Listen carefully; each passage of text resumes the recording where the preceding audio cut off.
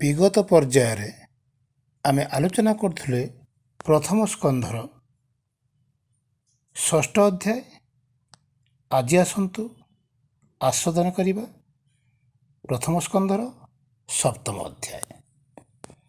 ସନକ ଉବାଚ ବ୍ୟାସଙ୍କୁ ଛାଡ଼ି ଗଙ୍ଗା କୂଳେ ନାରଦ ଗଲେ ଯେତେବେଳେ ଚିତ୍ତେ ସଂଶୟ ଯେତେ ଥିଲା ନାରଦ ବାକ୍ୟେ ଦୂର ଗଲା। ସେ ସର୍ବଗୁଣେ ଅଧିକାରୀ ନାରଦ ବାକ୍ୟ ଚିତ୍ତେ ଧରି ପୁଣି କି କଲେ ପୁଣ୍ୟ ଦେହା କହ ଆମ୍ଭଙ୍କୁ ଯେଭେ ଦୟା। ଏମନ୍ତ ମୁନିଙ୍କ ପ୍ରସନ୍ନେ କୃଷ୍ଣ ମହିମା ଗୁଣି ମନେ। ସୁତ ଉବାଚ ସୁତ କହନ୍ତି ତୁ ସଚିତେ ମୁନିଜନଙ୍କର ଗ୍ରତେ ସେ ବ୍ରହ୍ମ ନଦୀର ପଶ୍ଚିମେ ଆଶ୍ରମ ଶ୍ୟାମ ପ୍ରାସ ନାମେ। ତହୁଁ ଅଶେଷ ମୁନିଜନ ଏଣୁ ଅନେକ ଯଜ୍ଞ ସ୍ଥାନ ମଧ୍ୟେ ବଦରୀ ବନ ନାମ ବ୍ୟାସଙ୍କ ନିୟତ ଆଶ୍ରମ। ସେ ବନେ ସରସ୍ୱତୀ ଜଳେ ସ୍ନାହାନ ସାରି ପ୍ରାତଃକାଳେ କୃଷ୍ଣ ମହିମା ଚିନ୍ତି ମନେ ମୁନି ବସିଲେ ଯୋଗ ଧ୍ୟାନେ। ନିର୍ମଳ ମନେ ଧ୍ୟାନ କରି ତକ୍ଷଣେ ପ୍ରଭୁ ନରହରି ମାୟା ସଂଯୋଗେ ହେଲେ ଦୃଶ୍ୟ ଯେ ପୂର୍ବେ ପୁରାଣ ପୁରୁଷ। ଯେ ମାୟା ତ୍ରିଗୁଣେ ଜଡ଼ିତ ଅଜ୍ଞାନେ ଜୀବ ମୋହଗ୍ରସ୍ତ। ଅସତ୍ୟ ସତ୍ୟ ପ୍ରାୟ ମଣେ ଆତ୍ମାର ଗତି ନ ପ୍ରମାଣେ। ତାହାଙ୍କୁ ଉଦ୍ଧାରିବା ଅର୍ଥେ ଶ୍ରୀକୃଷ୍ଣ ଭକ୍ତି ଯୋଗ ପଥେ ରଚିଲେ ଭାଗବତ ବାଣୀ ଏ ଜୀବତରେ ଯାହା ଶୁଣି। ଭକତି କଲେ କୃଷ୍ଣ ପାଦେ ନ ପଡ଼େ ଲୋକ ମୋହ ବାତେ। ସଂହିତା କରି ହରିବାଣୀ ସଂଶୋଧନ କରି ତାକୁ ପୁଣି ସ୍ୱଭାବେ ତାଙ୍କ ନିଜ ସୋତେ ହରସେ ଦେଲେ ଭାଗବତେ। ବିଶେଷ ଗୋବିନ୍ଦ ପ୍ରସନ୍ନେ ମାୟା ନ ଲାଗେ ଯାର ମନେ। ଏମନ୍ତ ସତ୍ୟ ବାକ୍ୟ ଶୁଣି ମୁନି ସକଳେ ମନେ ଗୁଣି। ମନ ସଂଶୟ ଖେଦ ବହି କହନ୍ତି ସୁତ ମୁକ ଚାହିଁ। ସନକ ଉବାଚ ମାୟା ନ ଲାଗେ ଯାର ଚିତ୍ତେ କି ପ୍ରୟୋଜନା ତାର ଗ୍ରନ୍ଥେ। ଶୋକ ସ୍ୱଭାବେ ଆତ୍ମରାମ ତାହାର ଗ୍ରନ୍ଥେ କିମ୍ପା ଶ୍ରମ। କାହାର ଅର୍ଥେ ବ୍ୟାସ ସୁତ ଅଭ୍ୟାସ କଲେ ଭାଗବତ। ନିର୍ଲୋପ ଯୋଗୀ ସେ ଜଗତେ ସଂଶୟ ଲାଗେ ଆମ୍ଭ ଚିତ୍ତେ। ଶୁଣି ସଂଶୟ ମୁନି କଥା କହନ୍ତି ସୁତ ବ୍ରହ୍ମ ବେତା। ସୁତ ଉବାଚ ସ୍ୱଭାବେ ମୁନିଙ୍କର ଚିତ୍ତ ଗ୍ରନ୍ଥ ନୁହଁ ଗ୍ରନ୍ଥିତ। ତଥାପି ଅକିଞ୍ଚନ ପଣେ ଭଜନ୍ତି ଗୋବିନ୍ଦ ଚରଣେ। ଯେଣୁ ସକଳ ଭୂତେ ହରି ପରମାନନ୍ଦ ରୂପେ ପୁରୀ। ତେଣୁ ଭକ୍ତି ଯେ ଅତିରେକ କହନ୍ତି ଏକ କୁଆରେକ। ସେ ସୁକ ମୁନି ଶୁଦ୍ଧ ଚେତା ନିତ୍ୟ ଅଭ୍ୟାସ କୃଷ୍ଣ କଥା। ଭକତ ଜନ ପୁଣ୍ୟ ଅର୍ଥେ ତାହାଙ୍କ ଜନ୍ମ ଏ ଜଗତେ। ଏବେ ହୋ ଶୁଣ ବିପ୍ରଜନେ ହରିଚରିତ ସାବଧାନେ। ଭକତ ପରୀକ୍ଷିତ କଥା ପଣ୍ଡୁ ତନୟଙ୍କ ବ୍ୟବସ୍ଥା কুরু পাণ্ডব যুদ্ধে অর্থে বীরে মিলিলে বীর পথে ভীমর গদাঘাত বাজি দুর্যোধনর ভানু জানু ভাজি পলাই গলা প্রাণ ডরে পশিলা ব্যাস সরোবরে এমন্তে হইলা রজনী ভয়ে মিলই কুরুমণি কান্দই জীবন বিকলে দ্রোণনন্দন দেখি ডোলে কহই রাজা মুখ চাহি মতে ন বরিলু যে তুহি যুদ্ধে সকল বীর মারি এ ভূমি ও পাণ্ডব করি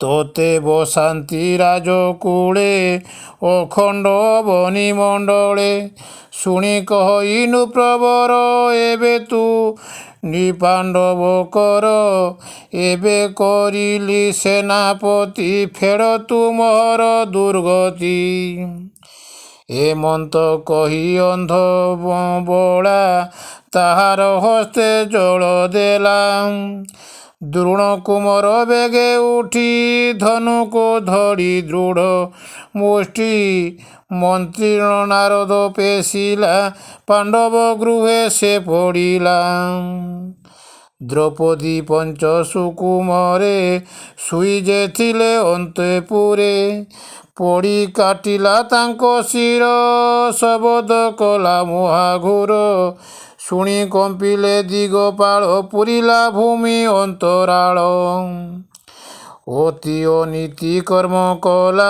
ବିଧାତା ବଳେ ଦ୍ରୋଣ ବଳା ଦ୍ରୌପଦୀ ଶୟନ ଉପେକ୍ଷୀ ପୁତ୍ର ମରଣ ଦେଖି ଦୁଃଖୀ ବିକଳେ କରଇ ରୋଦନ ତାପାସେ ଥିଲା ଯେ ଅର୍ଜୁନ ଅନେକ ଶାନ୍ତ ବାକ୍ୟ କହି କହେ ଦ୍ରୌପଦୀ ମୁଖ ଚାହିଁ ଦ୍ରୋଣ କୁମର ଶିର ବାଣେ କାଟି ସ୍ଥାପିବି ତ ଚରଣେ ତେବେ ହରିବି ତୋର ସୁଖ ତୁ ଏବେ ସ୍ଥିର ଚିତ୍ତେ ଦେଖ ଏମନ୍ତେ ମଧୁର ବଚନେ ଶାନ୍ତି କରାଇ ତାର ମନେ ଯାର ସାରଥି ଭଗବାନ କେତ ତାରେ କରେ ଅପମାନ ଗାଣ୍ଡିବ ଧନୁ ଧରି ହସ୍ତେ ବସିଲା କପି ଧ୍ୱଜ ରଥେ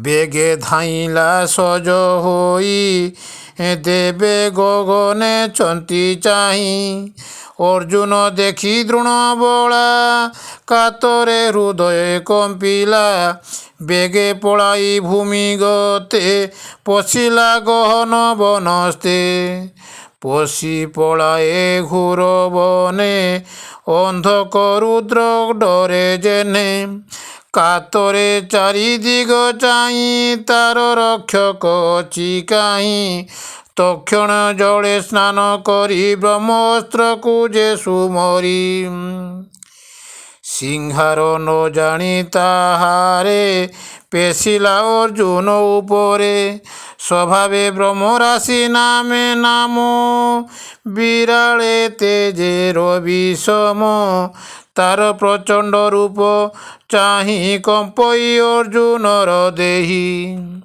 ଶସ୍ତ୍ରର ତେଜେ ଜୟ ଭୟ କଲା ଗୋବିନ୍ଦ ମୁଖକୁ ଚାହିଁଲା ପଡ଼ି ଅଭୟ ପାଦ ତଳେ କହି ଜୀବନ ବିକଳେ ହେ କୃଷ୍ଣ କୃଷ୍ଣ ଯୁଗେଶ୍ୱର ଶରଣ ଜନଙ୍କ ସୁଧର ସଂସାର ଦୁର୍ଜନ ବଦହନ ଭୟ କରନ୍ତି ତତେ ଜନ ଯାହାକୁ ଦେଉ ମୁଖ୍ୟ ଗତି ଅଭୟ ବ୍ରହ୍ମେ ସେ ପଶନ୍ତି ଆଦି ପୁରୁଷ ନିରଞ୍ଜନ ପ୍ରକୃତି ପରେ ତୁ କାରଣ ଏ ଜୀବ ଲୋକେ ତୋର ମାୟା ତୁଟଇ ଯାରେ କରୁ ଦୟା ଏ ଯେ ତୋହର ଅବତାର ଖଣ୍ଡିବ ଅବନୀର ଭାର ତୋରେ ଶରଣ ଯେ ପଶଇ ସଂସାର ତାକୁ ନ ଲାଗଇ ଏଣୁ ତୋହର ଗତି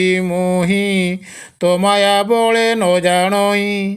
ଏ ଯେ ଧାମଇ ବ୍ରହ୍ମସ୍ୱର ତେଜେ ଆଚ୍ଛାଦିତିନି ପୁର। ସ୍ୱଭାବେ ପ୍ରଚଣ୍ଡ ଦାରୁଣ ଦେଖି କମ୍ପଇ ମୋର ପ୍ରାଣ। କହ କି କରିବି ଗୋସାଇଁ ତୋ ବିନୁ ଅନ୍ୟ ଗତି ନାହିଁ। ଅର୍ଜୁନ ବାକ୍ୟ ଶୁଣି ହସି କହନ୍ତି ପ୍ରଭୁ ବ୍ରହ୍ମରାଶି। ଶ୍ରୀ ଭଗବାନ ଉବାଚ ଜୀବନ ଡରେ ଦ୍ରୋଣ ବଳା ଅତି ମାନୁଷ କର୍ମ କଲା। ମନ୍ତ୍ର ନ ଜାଣଇ ସିଂହାରେ ବେଗେ ପେଶିଲା ପ୍ରାଣ ଡରେ। ଏହା ନିବାରେ ଶସ୍ତ୍ର ନାହିଁ କେହି ନ ଜାଣେ ଦେହ ବହି। ତୁ ଯେ ସକଳ ମନ୍ତ୍ର ଜାଣୁ ଚଞ୍ଚଳ ଚିତ୍ତେ ନ ପ୍ରମାଣୁ। ଶ୍ରୀସୁତ ବାଚ ଶୁଣି ଗୋବିନ୍ଦ ମୁଖ ବାଣୀ ଅର୍ଜୁନ ମନେ ମନେ ଶୁଣି ତକ୍ଷଣେ ଆଚମନ ସାରି ମନେ ସୁମରି ନରହରି। ଦ୍ରୋଣଙ୍କ ତହୁଁ ଅଛି ଜାଣି ଭାବେ କହିଲେ ଚକ୍ରପାଣି। ବ୍ରହ୍ମସ୍ୱରକୁ ବ୍ରହ୍ମସ୍ୱର ଶୂନ୍ୟ ପେଶିଲା ବୀରବର। ଗଗନ ମାଗେ ବେନିସରେ ଭୂମି ଆକାଶ ଅଭ୍ୟନ୍ତରେ। ଅର୍କ ନଳେ ପ୍ରାୟ ଦିଶି ବଢ଼ିଲା 10 ଦିଗଗ୍ରାସୀ। ସେ ବେନି ଶସ୍ତ୍ର ତେଜ ରାଶି ପ୍ରଳୟ ନଳେ ପ୍ରାୟ ଦିଶି। ଦହିଲା ପ୍ରାୟ ତ୍ରିଭୁବନ ତା ଦେଖି ଚକତି ଅର୍ଜୁନ। କୃଷ୍ଣ କହିଲେ ଶୁଣ ବୀର ଶସ୍ତ୍ରେ ଶସ୍ତ୍ରକୁ ସିଂହର। ଯହୁଁ କହିଲେ ଚକ୍ରପାଣି ତକ୍ଷଣେ ସିଂହ ଗଲେ ଆଣି। ରଥ ଓହ୍ଲାଇ ମହାରୁଷେ ଧଇଲେ ଅଶ୍ୱତ୍ଥମା କେଶେ। ପ୍ରଚଣ୍ଡ ରୂପେ ଶିର ଝୁଣି ଆର୍କର୍ଷି ପାତିଲା ଧରଣୀ। କରଚରଣ ତନୁ ଛନ୍ଦେ ବେଗେ ବାନ୍ଧିଲା ମାଲ ବନ୍ଧେ। ଚରଣ ପାଶକୁ ସୁମରି ପଶୁଙ୍କ ପ୍ରାୟ ବନ୍ଦୀ କରି। ରଥ ଦଣ୍ଡରେ ବାନ୍ଧି ଆଣି ଦେଖି କହନ୍ତି ଚକ୍ରପାଣି। ଏ ବ୍ରହ୍ମବନ୍ଧୁ ବ୍ରହ୍ମଦ୍ରୋହୀ ଏହାକୁ ଦଣ୍ଡେ ହେ ନ ଥୋଇ। ମନେ ତୁ ଅନ୍ୟ ନ ବିଚାର ବେଗେ ଏହାର ପ୍ରାଣ ହର। ନିର୍ଦୋଷ ବାଳକ ଶୟନେ ଥିଲେ ଯେ ମୁଦ୍ରିତ ଲୋଚନେ। ଏ ନାଶ କଲା ତାଙ୍କ ପ୍ରାଣ ଏବେ କହିବା ପାର୍ଥ ଶୁଣ। ମତ୍ତ ପ୍ରମତ୍ତ ଉନ୍ମତ୍ତ ବାଳବନିତା ନିଦ୍ରାଗତ। ଶରଣାଗତର ରଥହୀନ ସଂଗ୍ରାମେ ଦେଖି ରିପୁଜନ। ଏହାଙ୍କୁ ବଧ ଯେ କରନ୍ତି ଜୀବନ ଥାଉ ସେ ମରନ୍ତି। ପର ଜୀବନ ମାରି ଆଣି ଆତ୍ମାକୁ ପୋଷେ ଯେଉଁ ପ୍ରାଣୀ। ତାର ମରଣ ହୁଏ ପୁଣ୍ୟ ବେଦେ କହନ୍ତି ବିପ୍ରଜନ। ତୁ ଯେ ଦ୍ରୌପଦୀ ଆଗେ ରହି ପ୍ରତିଜ୍ଞା କଲୁ ଦେହ ବହି। କହିଲୁ ନ କାନ୍ଦ ସୁନ୍ଦରୀ ତୋର ରିପୁକୁ ମୁହଁ ଧରି। ତାହାର ଶିର କାଟି ବେଗେ ସ୍ଥାପିବି ତୋର ପାଦ ଯୁଗେ। ମୁହିଁ ଯେ ଶୁଣିଅଛି ଏହା ଏବେ ରଖିଲୁ କରି ଦୟା। ବେଗେ ଏହାର ପ୍ରାଣ ହର ନିମିଷେ ବିଳମ୍ବ ନ କର। ଏ ପାପୀ ଆତତାୟୀ ନର ବାଳକ ହନ୍ତା ଏ ତୁମ୍ଭର। ଯାହା ଆଶ୍ରୟ ଭୋଗ କଲା ତାର ବିପଦ ଏ ଚିନ୍ତିଲା। ଏଣୁ ଯେ ଗଣା ପଶୁ ଗଣେ ନିତ୍ୟ ବଞ୍ଚଇ ଘୋର ବସେ। ଏମନ୍ତ ଧର୍ମ ପରିଚ୍ଛନ୍ନେ କୃଷ୍ଣ କହିଲେ ନାନା ଜ୍ଞାନେ। ଅର୍ଜୁନ ଶୁଣଇ ତାହା ଗୁରୁପୁତ୍ରଙ୍କୁ କରି ଦୟା। ତକ୍ଷଣେ ଉଠି ବୀର ପାର୍ଥ ବନ୍ଦନ କରି ଗୁରୁପୁତ୍ର। ଦ୍ରୌପଦୀ ଆଗେ ନେଇ ଦେଲା ତରିପୁ ସମ୍ଭାଳ ବୋଇଲା। ଦ୍ରୌପଦୀ ତାର ମୁଖ ଚାହିଁ ତକ୍ଷଣେ ଚିତ୍ତେ ଦୟା ବହି। ପୁତ୍ରଙ୍କ ମୃତ ହେତୁ ଏତ ସ୍ୱଭାବେ ଦୃଢ଼ ଗୁରୁ ସୁତ। ଅନ୍ତରେ ନମସ୍କାର କଲା ଅର୍ଜୁନ ମୁଖକୁ ଚାହିଁଲା। ବୁଇଲା ବେନିକର ଯୋଡ଼ି ବନ୍ଧନ ଦିଅ ବେଗେ ଫେଡ଼ି। ସ୍ୱଭାବେ ବିପ୍ର ଗୁରୁଜନ ବିଶେଷ ଦୃଢ଼ଙ୍କ ନନ୍ଦନ। ରହସ୍ୟ ଧନୁବେଦ ଗ୍ରାମ ବିସର୍ଗ ସିଂହର ସଙ୍ଗମ। ସକଳ ଅସ୍ତ୍ର ଶସ୍ତ୍ର କଲା ଯେ ଗୁରୁ ରୂପେ ଶିକ୍ଷା ଦେଲା। ସେହି ଯେ ପୁତ୍ର ରୂପେ ଜାତ ଆତ୍ମାକୁ ଆପଣେ ସମ୍ଭୂତ। ସ୍ୱାମୀର ତହୁଁ ଅଧେ ଘେନି ଜଗତେ ହାର ଜନନୀ। ଏତର ଧର୍ମକୁ ଗୁରୁକୁଳ ଏହାକୁ କଲେ ପ୍ରତିପାଳ। ଏହାର ଗୌତମୀ ଯେ ମାତା ସେ ପୁଣ୍ୟବତୀ ପତିବ୍ରତା। ରୁଦନ ନ କରୁ ଯେ ଦୁଃଖେ ମୋହରି ପରି ପୁତ୍ର ସୁଖେ। କ୍ଷତ୍ରିୟ ଯେବେ ମୂଢ଼ପଣେ କୂପ କରଇ ବିପ୍ରଗଣେ। ସେ କୂପେ ନିଜ କୁଳ ଦେହେ ଏଣୁ ହେକେ ବିପ୍ରେ ହିଂସା ବହେ। ଶ୍ରୀସୁତବାଚ ଦ୍ରୌପଦୀ ଧର୍ମନିଷ୍ଠା ବାଣୀ ହରଷେ ଯୁଧିଷ୍ଠିର ଶୁଣି। ମୌନେ କିଛି ନ କହିଲେ ସେ ଧର୍ମ ଅନ୍ତରେ ଜାଣିଲେ। ଶୁଣି ସକଳ ସହଦେବ ସାତ୍ୱିକ ଅର୍ଜୁନ ପାଣ୍ଡବ। ଦେବକୀ ପୁତ୍ର ଆଦି କରି କୁନ୍ତୀ ସମେତ ଯେତେ ନାରୀ। ସେଠାରେ ଯେତେ ଜନ ଥିଲେ ଏକଥା ସମର୍ଥନ କଲେ। ଏହାଙ୍କ ମଧ୍ୟେ ଭୀମସେନ କ୍ରୋଧରେ ବୋଇଲେ ବଚନ। କୂପେ ଅନାଇ କୃଷ୍ଣ ମୁଖେ କହଇ ଅତି ମନ ଦୁଃଖେ। ତୀକ୍ଷ୍ଣ ଖଡ୍ଗେ କାଟି ଶିର ଏହାକୁ ନରକ ଉଦ୍ଧର। କି ପ୍ରୟୋଜନ କିସ ଅର୍ଥେ ଏ ପାପ ତରିବ କେମନ୍ତେ। ଶୟନ ଶିଶୁ ବଧ କଲା ସ୍ୱଭାବେ ବଞ୍ଚୁ ବଞ୍ଚୁ ମଲା। ଦ୍ରୌପଦୀ ତୁଲେ ଚକ୍ରପାଣି ଏ ଧର୍ମ ଭୀମ ମୁଖୁ ଶୁଣି। ଅଳ୍ପ ହସି ଭାବଗ୍ରାହୀ କହନ୍ତି ଅର୍ଜୁନକୁ ଚାହିଁ। ଶ୍ରୀ ଭଗବାନ ବାଚ ମରଣ ଉଚିତ ଏହାର ୟାକୁ ନରଖ ବୀରବର। ଯେ ଆତତାୟୀ କର୍ମ କରେ ଅଧର୍ମ ଯୁଦ୍ଧେ ଶସ୍ତ୍ର ଧରେ। ଜୀବନ ଥାଉ ସେ ମରନ୍ତି ଅନ୍ତେ ସେ ନରକେ ପଡ଼ନ୍ତି। ଏବେ ମୋହର ଭୁଲ କର ଯେ ଧର୍ମ ଉଚିତ ଏହାର। ଦ୍ରୌପଦୀ ପୁତ୍ର ସୁଖ ବେଳେ ତୁଜେ କହିଲୁ ଅବହେଳେ।